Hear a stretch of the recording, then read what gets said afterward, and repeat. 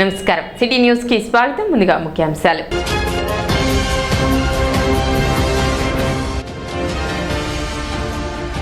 One town police station వివేక junior college ఆధ్వర్యంలో మాదక ద్రవ్యాల వలన కలిగే అనర్థాలపై విద్యార్థులతో అవగాహన ర్యాలీ.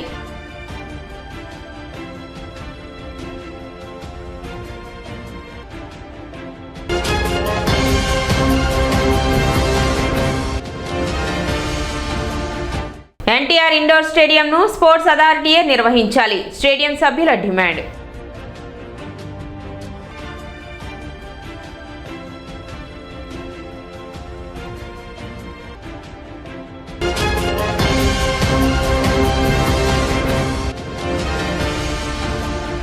ఎమర్జెన్సీ విధించి బుధవారం నాటికి 50 సంవత్సరాలు పూర్తయిన సందర్భాన్ని పురస్కరించుకొని భారతీయ జనతా పార్టీ ఆధ్వర్యంలో పట్టణంలో పలు కార్యక్రమాలు.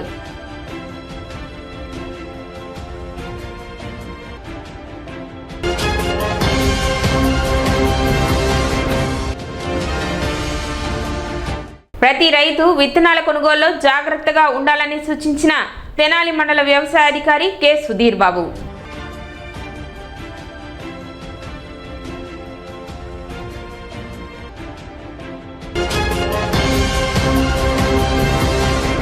ప్రతి రైతు విత్తనాల కొనుగోలులో జాగ్రత్తగా ఉండాలని తెనాలి మండల వ్యవసాయ అధికారి సుధీర్ బాబు తెలిపారు. రైతులు విత్తనాలు కొనుగోలు చేసే ముందు నాణ్యత ప్రమాణాలు తెలుసుకోవాలని అన్నారు. రసీదు తప్పనిసరిగా తీసుకోవాలని సూచించారు. రసాయన ఎరువుల వాడకాన్ని తగ్గించి సేంద్రియ ఎరువులు వాడాలని సూచించారు. పచ్చిరొట్ట ఎరువుల వాడకంతో మంచి దిగుబడి వస్తుందన్నారు. నా పేరు కె సుధీర్ బాబు. నేను తెనాలి మండలానికి మండల వ్యవసాయ అధికారిగా కారంచేడు మండలం నుంచి తెనాలి మండలానికి బదిలీపై రావడం జరిగింది. రైతు సోదరులందరూ కూడా ఇప్పుడు వెద పద్ధతిలో వరి సాగు చేయడం జరుగుతుంది.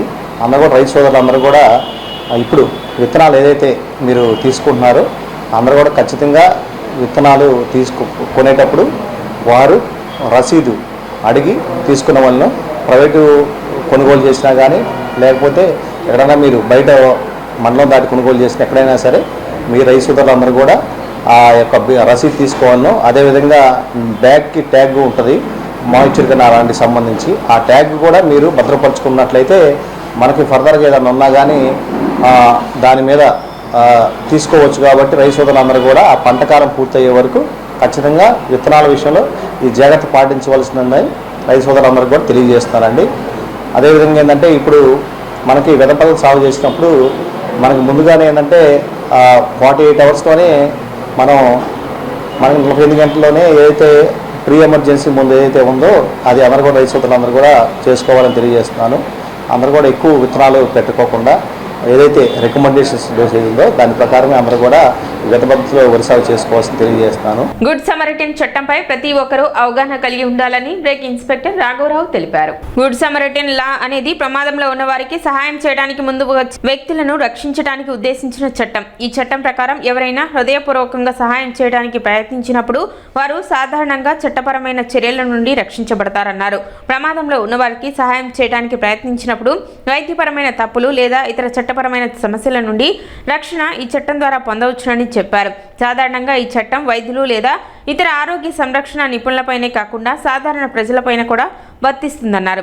2016లో ఈ చట్టం అమల్లోకి వచ్చినప్పటికీ ప్రజలకు అవగాహన లేదని దీనిపై వివిధ కార్యక్రమాల ద్వారా అవగాహన కల్పిస్తున్నట్లు బ్రేక్ ఇన్స్పెక్టర్ రాఘవరావు తెలిపారు. అంటే మన గుంటూరు జిల్లాలో సుమారు నెలకి 90 యాక్సిడెంట్లు జరుగుతున్నాయి, 90 మంది గాయపడుతున్నాడు, 39 మంది చనిపోవడం జరుగుతుంది. కాబట్టి ఇవన్నీ కూడా ఈ యాక్సిడెంట్లన్నిటికీ కారణాలు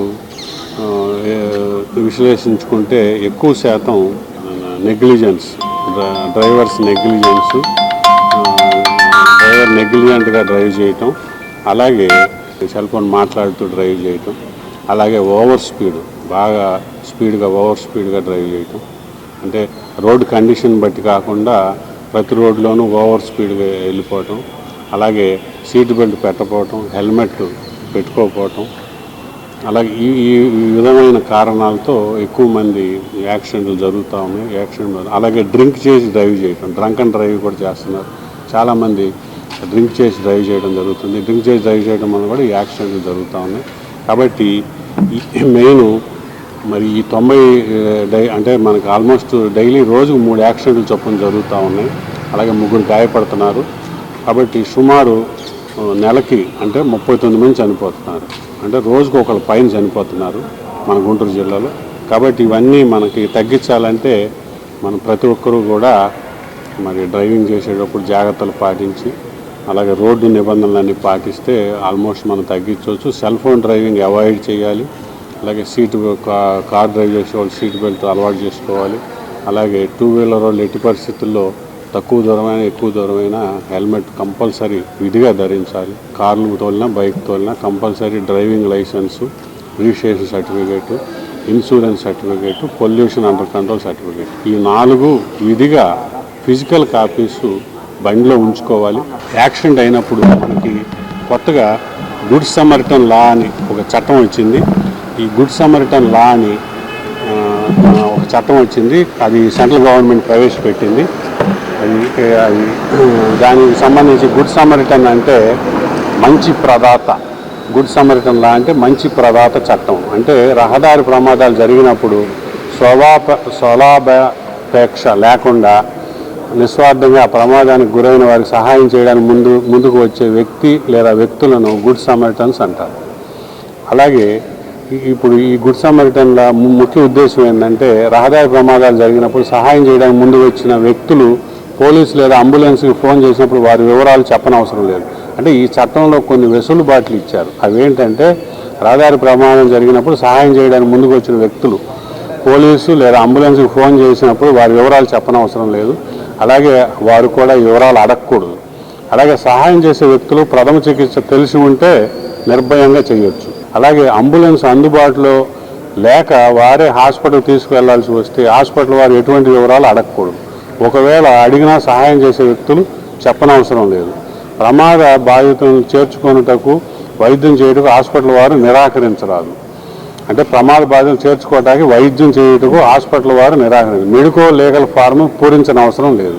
ఎమర్జెన్సీ డేను విధించి నేటికి 50 సంవత్సరాలు పూర్తవుతున్న సందర్భంగా బీజేపీ ఆధ్వర్యంలో ఎమర్జెన్సీ డే యొక్క పరిణామాలపై సదస్సు నిర్వహించారు. 1975వ సంవత్సరంలో 21 నెలల పాటు అప్పటి కాంగ్రెస్ ప్రభుత్వం ప్రజాస్వామ్యాన్ని అపహాస్యం చేస్తూ దేశంలో ఎమర్జెన్సీ డేను విధించి నేటికి 50 సంవత్సరాలు పూర్తి అవుతున్న సందర్భంగా తెనాలి పట్టణంలోని విఎస్ఆర్ కళాశాల ఎదురుగా తెనాలి బండు మీద ఉన్న తమిరిస రామాచార్యులు విగ్రహానికి భారతీయ జనతా పార్టీ నాయకులు, కార్యకర్తలు, ప్రజలు కలిసి విగ్రహానికి పూలమాలలతో నివాళులర్పించారు.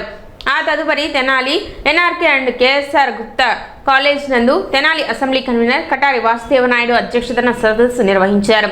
దీనికి ముఖ్య అతిథులుగా గుంటూరు జిల్లా భారతీయ జనతా పార్టీ అధ్యక్షులు చెరుకూరి తిరుపతిరావు, ఆంధ్రప్రదేశ్ భారతీయ జనతా పార్టీ కార్యవర్గ సభ్యురాలు స్వరూపారాణి, ముఖ్య వక్తలుగా గుంటూరు జిల్లా భారతీయ జనతా పార్టీ అధికార ప్రతినిధి తమిరిస అనంతాచార్యులు మరియు కళాశాల ప్రిన్సిపల్, విద్యార్థులకు మరియు వచ్చిన సభ్యులకు నాటి ఎమర్జెన్సీ డే యొక్క పరిణామాల గురించి, నేటి విద్యార్థులు తెలుసుకోవాల్సిన విషయాల గురించి సవివరంగా వివరించారు. చీకటి రోజులు అన్నమాట. ఎమర్జెన్సీ విధించి 50 సంవత్సరాలు అయిన సందర్భంగా పిల్లలకు తెలియజేయాలి అని చెప్పి కాలేజీ స్టూడెంట్స్తో ఈ యొక్క కార్యక్రమం ఏర్పాటు చేయడం జరిగింది.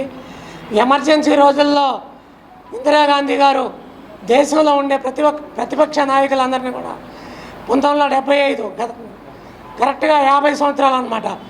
ఈ 50 సంవత్సరాలకు ముందు దేశంలో ఉండే ప్రతిపక్ష నాయకులందరినీ కూడా జైల్లో పెట్టి చిత్రహింసలు చేసింది. అలాగే జయప్రకాష్ నారాయణ గారు కానివ్వండి, అట్లపేరే వాజ్పేయి గారు కానివ్వండి, ఎల్కే అద్వానీ గారు కానివ్వండి, వెంకయ్యనాయుడు గారు కానివ్వండి, అలాగే మన గుంటూరు జిల్లాలో టి రామాచార్యులు గారు, అలాగే గుంటూరులో ఉన్నటువంటి చూపూడి యజ్ఞనారాయణ గారిని ఈ ఎమర్జెన్సీ సందర్భంగా వీళ్ళని చిత్రహింసలు పెట్టి నానాకు ఇబ్బందులు పెట్టిందనమాట. ప్రతిపక్ష నాయకుడు అనేవాడు ఉండకూడదు, మేము చెప్పినట్టే వినాలి అందరూ అని ఇందిరాగాంధీ గారు చాలా ఇబ్బంది పెట్టిందనమాట. ఆ యొక్క వాళ్ళు పడ్డ బాధలు, వాళ్ళు పడినటువంటి కష్టాలను ఈ విద్యార్థులకు తెలియజేయడానికే ఈ కార్యక్రమం పెట్టడం జరిగింది. ఈరోజు ఈ కార్యక్రమంలో కొల్లిపురం మండల president Munro Murali, Tenali rural మండల ప్రెసిడెంట్ కడియాల నందకిషోర్, తెనాలి 2వ పట్టణం ఇన్ఛార్జ్ సిక్కా రవీంద్ర, తెనాలి 3వ పట్టణ మండల ప్రెసిడెంట్ ఎర్రంరాజు సందీప్ రాజు మరియు బీజేపీ స్టేట్ కౌన్సిల్ సభ్యురాలు బిట్రా కనకదుర్గ, సీనియర్ నాయకులు అన్నవరపు వేణు, మాజీ పట్టణ అధ్యక్షులు అడప సంపత్రాయుడు మరియు అడిసిమల్లి సుధాకర్ తదితరులు పాల్గొన్నారు. అమావాస్య మరి ఈరోజు బ్లాక్ డే, ఎమర్జెన్సీ విధించి 50 సంవత్సరాలైన సందర్భంగా అమావాస్య కూడా ఈరోజు కలిసి వచ్చింది. కాబట్టి మన ఇంతకుముందు జిల్లా అధ్యక్షులు వారు చెప్పినట్టు ఎంతోమంది నాయకుల్ని మరి వెంకయ్య నాయుడు గారు కానీ, అద్వానీ గారు కానీ, మరి మన జిల్లాలో ముఖ్యంగా మన తెనాల్లో మరి మన గురువుగారు అయినటువంటి రామాచార్యులు గారిని 19 నెలలు జైల్లో పెట్టి మరి వారి కూతురు వివాహం కుదిరినప్పటికీ కూడా ఆయనకి కొద్ది రోజులు 4-5 రోజులు మాత్రం వివాహానికి వచ్చే విధంగా పర్మిషన్ ఇచ్చినటువంటి పరిస్థితి. ఆ రోజు వారి బావగారు చెప్తున్నారు, ఎట్లా మీరు అక్కడ ఉంటే ఇక్కడ కుటుంబం గురించి ఎవరు ఆలోచిస్తారు అంటే, మీ అందరూ ఉన్నారు కదా, నేను దేశం కోసం నేను జైల్లో ఉన్నాను కాబట్టి మీరందరూ నా కుటుంబాన్ని చూసుకోండి అని చెప్పి ఆ రోజు ఆయన అంటం జరిగిందని మన పెద్దలు చెప్తున్నారు.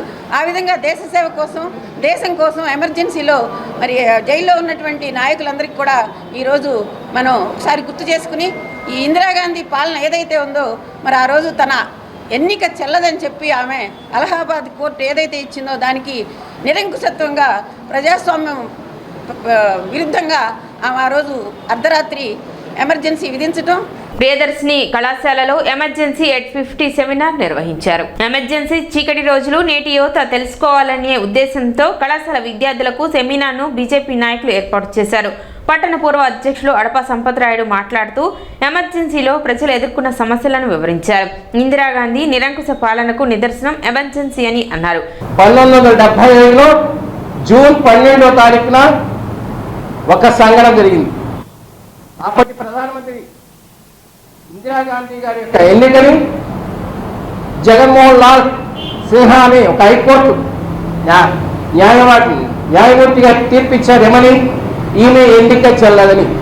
ఈమె ఎన్నిక చెల్లదని ఇచ్చిన వాళ్ళు ఎవరు? జగన్మోహన్ లాల్ సిన్హా. ఈ కేసు వేసింది ఎవరు? ఆమె మీద ప్రత్యర్థిగా పోటీ చేసిన రాజనారాయణ గారు. ఆ తీర్పు మూలంగా ఆమె ఎన్నిక రద్దు కాబడింది. ఎన్నిక రద్దు కాబడింది. ఆమె ఎన్నికల్లో బంధుప్రీతి, అవినీతి, ధనము, అధికార దుర్వినియోగం అనే అంశాల మీద ఈమె సరిగ్గా ఎన్నిక కాలేదని నిర్ణయించి ఆ రోజున ఆమె ఎన్నికని రద్దు చేయడం జరిగింది. ఆమెకి ఎన్నిక రద్దు అయినప్పుడు ఒక పార్లమెంట్ సభ్యురాలు ప్రధానిగా ఉండడానికి అర్హురాలా కాదా? ఆమె మళ్ళీ హైకోర్టు నుంచి సుప్రీంకోర్టుకు వెళ్ళింది. సుప్రీంకోర్టులో కూడా ఇలాంటి ఆమె కొంత విసులుబాటు వచ్చినా కూడా ఆమె అనర్హురాలనే విధంగానే తీర్పు రావడంతో ఆమె ఏం చేశారు? ఈ దేశంలో రాత్రికి రాత్రి ఎమర్జెన్సీ అని పెట్టడం జరిగింది. ఆ ఎమర్జెన్సీ పెట్టినప్పుడు భారతదేశంలో ఉన్న ఆమెకి ప్రత్యర్థులుగా ఉన్న జయప్రకాష్ నారాయణ గారు, ఎల్కే అద్వానీ గారు, వాజ్పేయి గారు, మధు దండవతి గారు, జార్జ్ ఫెర్నాండెస్ గారు, ఇలా అదేవిధంగా మన రాష్ట్రంలో ఉన్న వెంకయ్యనాయుడు గారు, జూపూడి నారాయణ గారు, ఇక్కడ తమిళసర్ రామాచార్య గారు, అదేవిధంగా అన్నవరపు వీళ్ళందరినీ కూడా రాత్రికి రాత్రి ఎప్పుడు అక్కడ పెట్టినప్పుడు 11:45 రాత్రి 3 గంటలకల్లా వీళ్ళందరినీ ఖైదు చేసేశారు. అదేవిధంగా ఈ యొక్క రాజ్యాంగంలో 4వ స్తంభం ముఖ్యమైనది. మనకి సమాచారం అందించేది. మనం ఉన్నామా లేదా, మనం ఏం తింటున్నాం, మనకు ఎలా ఉన్నది అనే అంశాన్ని తెలియవచ్చే మీడియా మీద ఉక్కుపాదాన్ని పెట్టారు. ఆమె చెప్పారు, దీని మూలంగా ఈ దేశంలో అవినీతి రహితమైన దేశం వస్తుందని, ఈ దేశంలో పేదలందరికీ కూడా మంచి జరుగుతుంది, దానికోసమే మేము ఈ యొక్క ఎమర్జెన్సీ పెట్టామని. ఈ కార్యక్రమంలో కళాశాల ప్రిన్సిపల్ చింతలపూడి శ్రీనివాసరావు, గాజుల వెంకయ్య నాయుడు, దార సాయి గుప్తా, కటారి వాసుదేవ నాయుడు, సికా రవీంద్ర, గోవాడ చైతన్య, బి సాయికృష్ణ, వెంకట్ తదితరులు పాల్గొన్నారు. అంటే 1947లో భారతదేశానికి స్వాతంత్రం అప్పటికి కూడా అక్కడి నుంచి కూడా బ్రిటిషర్స్ మన దేశంలో ఉన్నారండి. అంటే అప్పటికి కూడా మన దేశాన్ని మనం ఎలా పరిపాలించుకోవాలి, మనకి ఎలాంటి చట్టాలు ఉండాలి, మనకి మన రాజకీయ వ్యవస్థ ఎలా ఉండాలి అనే దానికి మనకి ఖచ్చితమైనటువంటి ఒక అవగాహన లేదు. అందుకోసం మనం ఏంటంటే డాక్టర్ బిఆర్ అంబేద్కర్ గారి నాయకత్వంలో కాన్స్టిట్యూషన్ కమిటీ ఒకటి ఫామ్ చేసి భారత రాజ్యాంగాన్ని మనం రచించుకోవడం జరిగింది.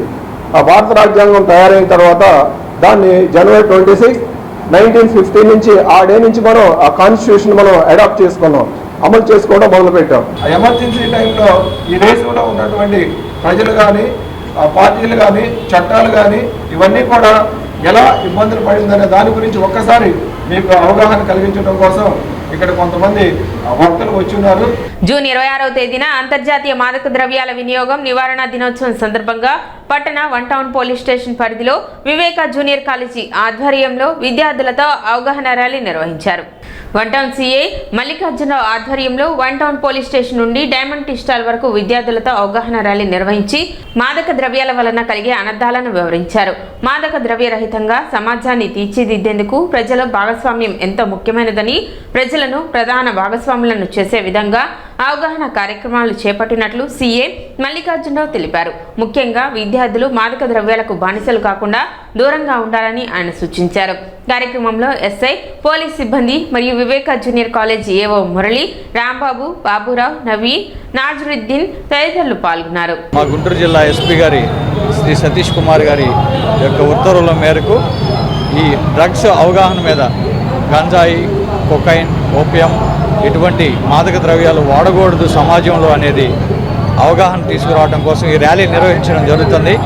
ఈ ర్యాలీ వివేక స్కూల్, వివేక కాలేజ్ పిల్లలు, అలాగే యాజమాన్యం, మా పోలీసు వారి తరఫున వన్ టౌన్ పోలీసు వారు, తెనాలి డిఎస్పీ గారి యొక్క ఆధ్వర్యంలో ఈ ర్యాలీ జరుగుతూ ఉంది.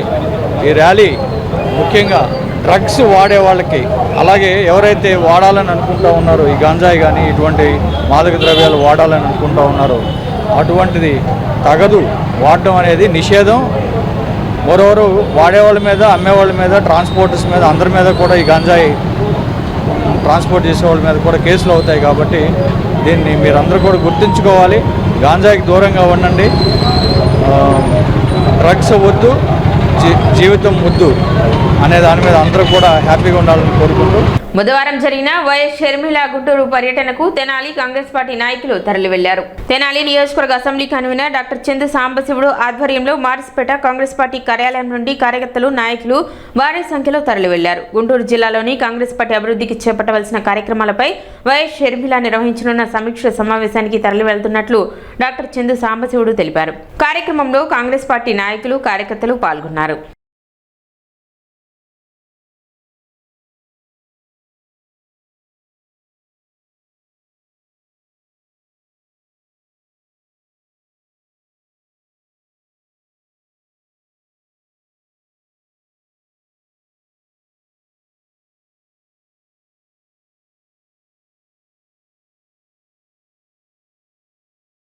మా ఆంధ్రప్రదేశ్ కాంగ్రెస్ కమిటీ అధ్యక్షురాలైన శ్రీ శర్మిలారెడ్డి గారు జిల్లా, మన గుంటూరు జిల్లా పరిస్థితి, కాంగ్రెస్ పార్టీ పరిస్థితి, దాన్ని ఎలా డెవలప్ చేయాలి, ఇప్పుడు ప్రస్తుత పరిస్థితుల్లో కాంగ్రెస్ పార్టీ శరణ్యం. ఇప్పుడు రెండు ప్రాంతీయ పార్టీల కంటే కూడా కాంగ్రెస్ పార్టీ పరిపాలన బాగుందని అందరూ అనుకుంటున్నారు. దాన్ని ముందుకు తీసుకెళ్తాం. ఎలాగ కార్యకర్తల్లోకి తీసుకెళ్ళటం, ప్రతి ఊరిలోకి, ప్రతి ఇంటింటికి తీసుకెళ్తానికి సంబంధించి సమీక్ష సమావేశం జరుపుతున్నారు. దానికోసం మన తెనాలి నియోజకవర్గం నుంచి మేమందరం బయలుదేరి వెళ్తున్నాము. ఇక్కడ ప్రజలు కూడా మీరు కాంగ్రెస్ పార్టీ సమీక్ష సమావేశాలు కానీ, మిగతా కానీ, పార్టీ పాలసీలు కానీ ఆలోచించి కాంగ్రెస్ పార్టీకి మద్దతు ఇవ్వాల్సిందిగా అందరూ కోరుతున్నాం. నమస్కారం, జై హింద్. మాజీ సీఎం జగన్ రాష్ట్రంలో పర్యటనలు, పరామర్శలు ఎందుకు చేస్తున్నారో అర్థం కాని పరిస్థితి ప్రజల్లో నెలకొందని ఎమ్మెల్సీ ఆలపాటి రాజా విమర్శించారు. మంగళగిరిలోని టీడీపీ కేంద్ర కార్యాలయంలో ఆయన మీడియాతో మాట్లాడారు. మానవత్వంకు అర్థం లేకుండా జగన్ జీవిస్తున్నారేమో అనే అనుమానం కలుగుతుందని చెప్పారు. గత 5 ఏళ్లలో వైసీపీ ప్రభుత్వం అరాచక పాలన చేసి విధ్వంసం సృష్టించలేదా అని ప్రశ్నించారు. ప్రజల సంక్షేమం, రాష్ట్రాభివృద్ధి గురించి కనీస ఆలోచన కూడా జగన్ చేయకపోవడం దురదృష్టకరమని ఆలపాటి వ్యాఖ్యానించారు. జగన్మోహన్ రెడ్డి గారి పరామర్శలు, పర్యటనలు ఎందుకు చేస్తున్నారో ఎవరికి అర్థం కానటువంటి పరామర్శలుగా మిగిలిపోతూ ఉన్నాయి. మనిషి అనేవాడికి ఎంతో కొంత జ్ఞానంతో జీవనం కొనసాగిస్తూ ఉంటాం. అందుట్లో ప్రజలతో ఉండేవాళ్ళం, రాజకీయాలతో ఉండేవాళ్ళం, ప్రజల పక్షాన ఉన్నాము అని అనుకునే నాయకులకి మాత్రం కొన్ని అంశాల్లో, మరి ముఖ్యంగా జగన్మోహన్ రెడ్డి గారు లాంటి వారు కొన్ని సూత్రాలు పాటించాల్సిన అవసరం ఉందని చెప్పి నేను అనుకుంటా ఉన్నా. ప్రాథమిక అంశాలకు కూడా పరిమితం కాకుండా, మానవత్వం అనే దానికి అర్థం లేకుండా జీవిస్తున్నటువంటి వ్యక్తి జగన్మోహన్ రెడ్డి గారు ఏమో అని చెప్పి అనిపిస్తూ ఉంది. ఎందుకు ఈ అంశాన్ని నేను ప్రత్యేకంగా ప్రస్తావిస్తున్నానంటే, మీ యొక్క పరామర్శలు తెనాలి మీరు రావటం జరిగింది, ఆ తర్వాత పొదిలి వెళ్ళటం జరిగింది, ఆ తర్వాత మొన్న మీరు నర్సరావుపేట మీదుగా కొన్ని ప్రాంతాలను పర్యటించారు. ఎందుకు ఈ పర్యటనలు, ఈ పరామర్శలు, ఈ ఓదార్పులు జరిగినాయి అని చెప్పి మీకు మీరు ప్రశ్నించుకోవాల్సిన అవసరం ఉంది. మీరు తెనాలి వచ్చిన సందర్భాన్ని ఒకసారి మీరు విశ్లేషించుకున్నారు, నాకైతే తెలియదు. కానీ నేను అనుకునే మాట కాదు, ప్రజలు అనుకునే మాట ఏంటంటే, కిరాయి రౌడీల్ని పరామర్శించడానికి వచ్చినటువంటి ఒక రాజకీయ నాయకుడు, అది ముఖ్యమంత్రిగా పనిచేసినటువంటి వ్యక్తి, ఈ రాష్ట్రాన్ని ఏ రకంగా పరిపాలన చేశాడనే దానికి ఇది ఒక నిదర్శనం అని చెప్పి అనుకుంటా ఉన్నారు. మీరు చేసిన విధ్వంసం, మీరు చేసిన అరాచకం, మీరు చేసినటువంటి అవినీతి చాలా స్పష్టంగా ప్రతిపక్షంలో ఉన్నప్పుడు కూడా మీరు నడిచే విధానాన్ని గమనిస్తే మీరు ఏ రకమైనటువంటి పర్యటనల్ని మీరు ఎన్నుకున్నారనే దానికి ఇది ఒక నిదర్శనం. మీరు ఆ రకంగా మరి ఈ రోజున మాట్లాడట్ల మిగతా అంశాల్లో. చాలా ఈ ప్రభుత్వం ఏదో నష్టం చేస్తుంది, ఈ ప్రభుత్వం ఏదో మోసం చేస్తుంది, ఈ ప్రభుత్వం ఏదో దగా చేస్తుంది, నేను చాలా బ్రహ్మాండంగా పరిపాలించానని చెప్పే మాటలు చూస్తూ ఉంటుంటే మరి ఈ పర్యటనల యొక్క పర్యవసానం ఏమిటి అని చెప్పి నేను అడుగుతా ఉన్నా. టెండర్ విధానాన్ని రద్దు చేసి పట్టణ అమరావతి కాలనీలోని ఎన్టీఆర్ ఇండోర్ స్టేడియంను స్పోర్ట్స్ అథారిటీయే నిర్వహించాలని ఇండోర్ స్టేడియం సభ్యులు Ganesh youth convener Veeravalli Murali demand చేశారు. తెనాలి ప్రాంత వాసులకు, క్రీడాకారులకు ఎంతో ఉపయుక్తంగా ఉండేలా నిర్మించిన ఎన్టీఆర్ ఇండోర్ స్టేడియంను ప్రైవేటు వ్యక్తులకు ఇచ్చి వ్యాపార కేంద్రంగా మార్చాలని చూస్తున్న స్పోర్ట్స్ అథారిటీ విధానాన్ని స్టేడియం సభ్యులు వ్యతిరేకించారు. గత ప్రభుత్వం చేసిన తప్పిదాన్ని తిరిగి స్పోర్ట్స్ అథారిటీ చేయవద్దంటూ వీరవల్లి మురళి హితవు పలికారు. ఇండోర్ స్టేడియంను వినియోగించుకునే ప్రతి ఒక్కరికి నామినల్ ఫీజు తీసుకోవటం తప్పులేదని, అయితే 500 ఉన్న ఫీజుని 700 చేయటం, 700 ఉన్న ఫీజుని ప్రైవేట్ వ్యక్తుల్లోకి మార్చి 1500 చేయటం జరిగిందని, దీనివల్ల ఇబ్బందులు పడ్డామని చెప్పారు. అలాగే ఇండోర్ స్టేడియంలో మెయింటెనెన్స్ నిర్వహణ సరిగా లేకపోవడంతో మ్యాట్లు దెబ్బతిన్నాయని, వుడెన్ కోర్టు చెదలు పట్టే పరిస్థితి వచ్చిందని వీరవల్లి మురళి చెప్పారు. శాప్ ఆధ్వర్యంలోనే ఇండోర్ స్టేడియం నిర్వహణ ఉండాలన్నారు. ఈ కార్యక్రమంలో ఇండోర్ స్టేడియంలో సభ్యత్వం ఉన్న సభ్యులు పాల్గొన్నారు. గత ప్రభుత్వం ఇండోర్ స్టేడియాన్ని ప్రైవేటు వ్యక్తులకి లీజుకి ఇవ్వడం జరిగింది. ఏదైతే ప్రైవేటు వ్యక్తులకు లీజుకి ఇచ్చారో, గతంలో స్పోర్ట్స్ అథారిటీ కింద ఉన్నప్పుడు కరెంటు బిల్లు కానివ్వండి, మినిమం మెయింటెనెన్స్కి గతంలో 500 తీసుకునేవాళ్ళు. దాని తర్వాత కరెంటు బిల్లులు కొంచెం పెరిగినాయి అని చెప్పేసి అని దాన్ని 700 చేశారు. ఏదైతే లీజుకి ఇవ్వటం, ప్రైవేట్ వ్యక్తులకి ఏదైతే లీజుకి ఇచ్చారో, లీజుకి ఇచ్చిన తర్వాత ఒకేసారి మేము ఎక్కువ పెట్టి పాట పాడుకున్నాము, మాకు గిట్టుబాటు కాదని చెప్పేసి 1500 చేశారు. 1500 చేస్తే మేమందరం గొడవ చేసాం ఆ రోజు. ఇది మీ వ్యాపారానికి కోసం కాదు, అసలు మిమ్మల్ని ఎవరేమన్నారు టెండరు, మీ ఇష్టం వచ్చిన టెండర్లు వేసి ఇక్కడ ఏదైతే క్రీడాకారులుగా ఈ స్టేడియానికి రెగ్యులర్గా వస్తున్నారో వాళ్ళందరి నుంచి ఈ విధంగా ఫీజులు వసూలు చేస్తే మేము ఒప్పుకునేది లేదు. 11 సంవత్సరాల క్రితం ఈ స్టేడియం ఓపెన్ చేసేటప్పుడు 5000 రూపాయలు అందరి దగ్గర కూడా డిపాజిట్లు తీసుకున్నారు. దాదాపు 200 మంది దగ్గర నుంచి 5000 డిపాజిట్ తీసుకొని మెంబర్షిప్ ఇచ్చారు. ఇవాళ మీరు కాంట్రాక్ట్ తీసుకొని మీ ఇష్టం వచ్చినట్టు వసూలు చేస్తే కుదరదని చెప్పి ఆ రోజు మేము అందరం గొడవ చేస్తే దాన్ని 1200 చేశారు. స్టేడియంలో ఏ చిన్న మరమ్మతులు వచ్చినా, ఇంకోటి వచ్చినా, అదే స్పోర్ట్స్ అథారిటీ వాళ్ళ కింద ఉన్నప్పుడు చిన్న చిన్న స్పోర్ట్స్ అథారిటీ వాళ్ళు మేము చెప్పినప్పుడు వెంటనే చేస్తూ ఉండేవాళ్ళు. ఏదైతే ఈ కాంట్రాక్టర్ కిందకు వచ్చిందో మినిమం పట్టించుకోవడం కూడా మానేశారు. ఎందుకంటే రేకులకు బెజ్జాలు పడిపోయి చిన్నపాటి వర్షానికే సింథటిక్ మ్యాట్లు దాదాపు ఆ రోజు 10 లక్షలు పెట్టి, ఆలపాటి రాజా గారు ఆ రోజు 10 లక్షలు పెట్టి సింథటిక్ మ్యాట్లు వేయించారు. కింద వుడెన్ కోర్టు లక్షలు ఖర్చు పెట్టి ఆ రోజు మనోహర్ గారు, గోగిన ఉనమ గారు వీళ్ళ సారథ్యంలో లక్షలు ఖర్చు పెట్టి ఆ రోజు వుడెన్ కోర్టు వేయించారు. ఏదైతే ఈ ప్రైవేట్ కింద వ్యక్తుల కిందకు వచ్చిన తర్వాత చిన్నపాటి వర్షానికే చింతటికి మ్యాటు పాడైపోతుంది. ఈ వుడెన్ కోర్టు అంతా కూడా చెదలబెట్టి పాడైపోతుంది.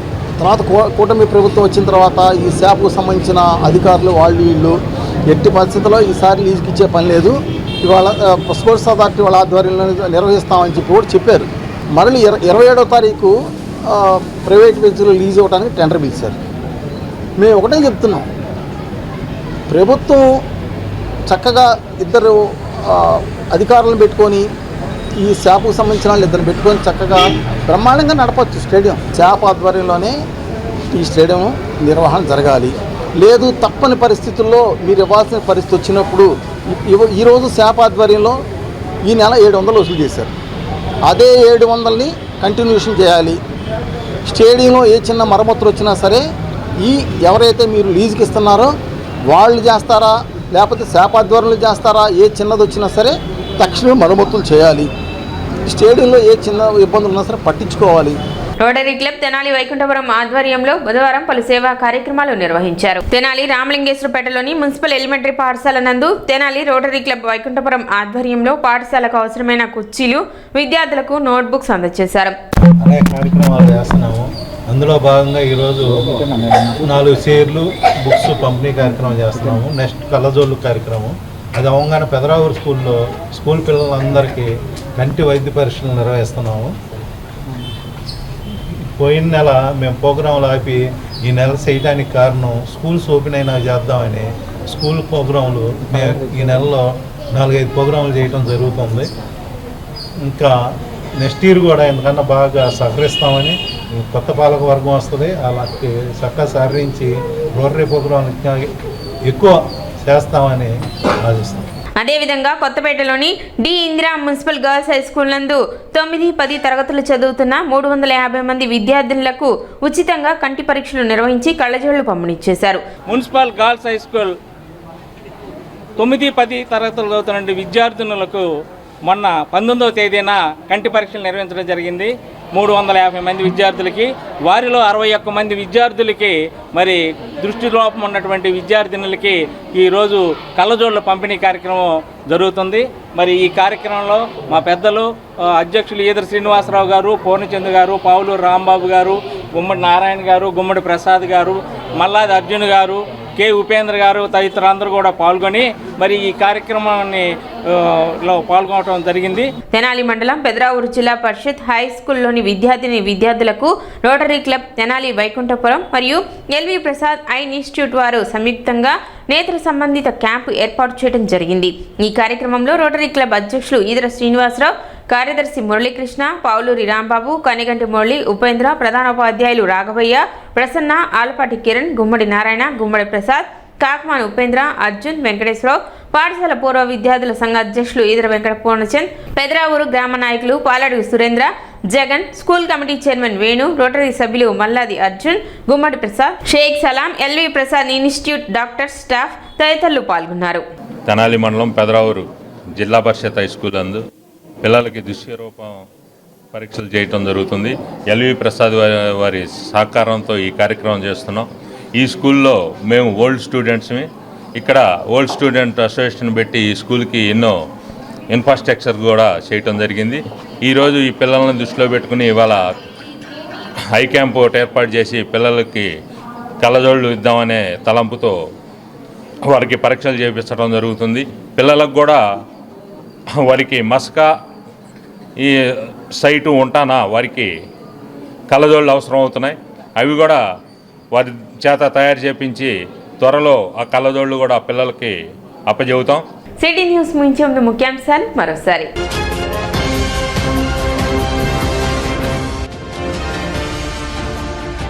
వన్ టౌన్ పోలీస్ స్టేషన్ వివేక జూనియర్ కాలేజీ ఆధ్వర్యంలో మాదక ద్రవ్యాల వలన కలిగే అనర్థాలపై విద్యార్థులతో అవగాహన ర్యాలీ.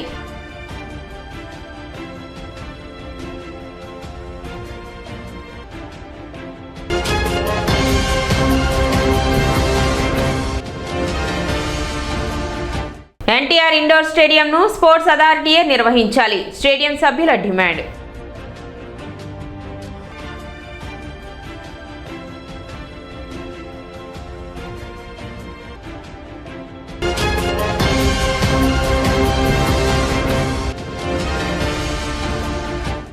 ఎమర్జెన్సీ విధించి బుధవారం నాటికి 50 సంవత్సరాలు పూర్తయిన సందర్భాన్ని పురస్కరించుకొని భారతీయ జనతా పార్టీ ఆధ్వర్యంలో పట్టణంలో పలు కార్యక్రమాలు.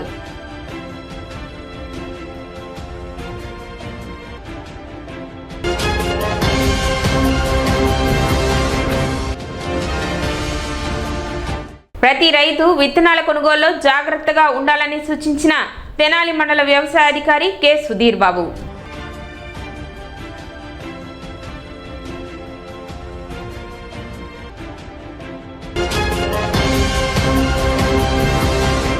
సిటీ న్యూస్ ఇంతటితో సమాప్తం. నమస్కారం.